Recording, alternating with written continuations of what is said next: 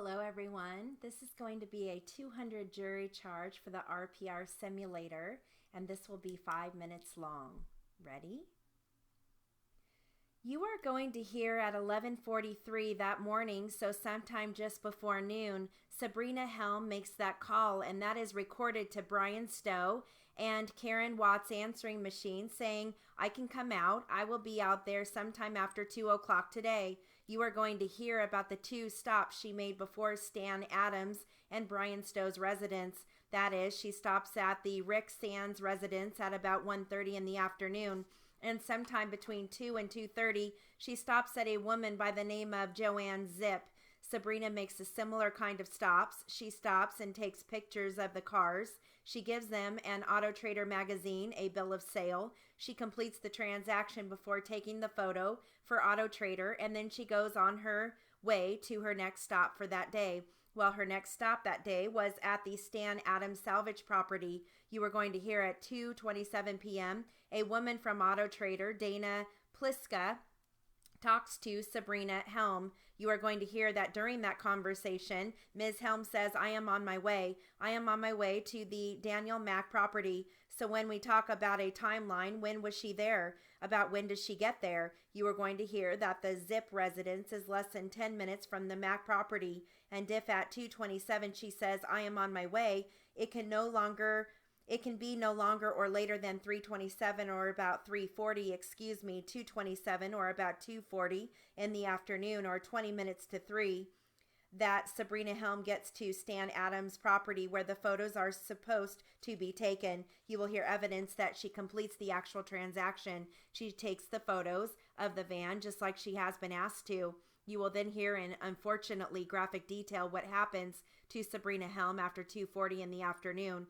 Let's go back to the investigation for just a minute though. Sabrina doesn't show up for work on the 1st or the 2nd of November. On the 3rd, the Helm family and friends become understandably concerned and they begin to retrace Sabrina's steps. Where is Sabrina? They are asking how can they find her. On the 4th, both citizen efforts and the law enforcement efforts to find Sabrina are kind of ramped up. They do some aerial searches. They look at financial transactions. They check out her cell phone records, which towers that her cell phone kind of pinged off of or bounced off of a close tower. And also you will hear about the distribution of missing person posters at that time given out by citizens.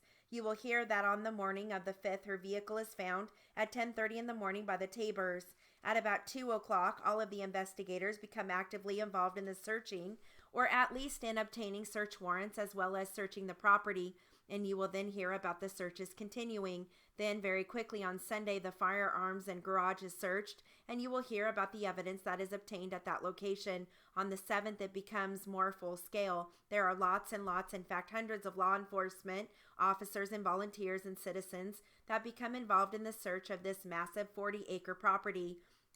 At that time, all of the junked vehicles are then searched, and you will then hear the discovery of the burn barrel. On the 8th, those 3 critical discoveries that we talked about, that is the Toyota key being found in Brian Stowe's bedroom. The SUV plates are found at that time, and the burn area is discovered, which, contains those human remains. The 9th becomes a very important day as well. This is the day that Brian Stowe is arrested. Brian Stowe is arrested for a weapons charge. On the 9th, he is then interviewed. But what you will also hear about the Brian Stowe contact on the 9th is that the officers take some photographs. They do a physical examination of Brian Stowe and they find a cut on him that you will see in just a few minutes. On the 10th, the burn area is further examined. On the key itself, on the key that was found in Brian's bedroom, they find his DNA. We will talk about that in a little bit. A little bit further, on the 11th, the victim's blood, that is the female blood from within the SUV. Remember the big pool or the big stains in the cargo area in Sabrina's SUV? Well, those now match a soda can that Sabrina had up in the front of the vehicle. It's then presumed to be part of Sabrina Helm's. So those are the first 8 days or so of the investigation and what you need to know. Again, that's probably, 2.5 or 3 weeks or could be of testimony that in this case we are going to try to fit into a layer of evidence, try to fit into about 2 days or maybe 2.5 days. So it is going to go quickly, but it is meant to give you a flavor of the size of this case the scope of this case and also to the credit not only of the Helm family and to the memory of Sabrina, but you need to hear it. You need to hear the whole story of the investigation. We talked about those DNA matches that Ms. Calhoun developed at the crime lab. You're going to hear that Sabrina's blood later positively identified to a standard in the cargo area.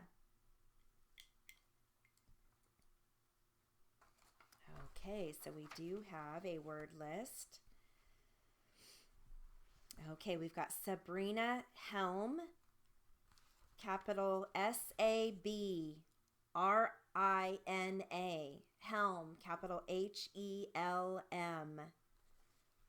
We have Brian Stow, capital Brian, Stow, capital Stow. Karen Watt, capital Karen, Watt, capital Watt.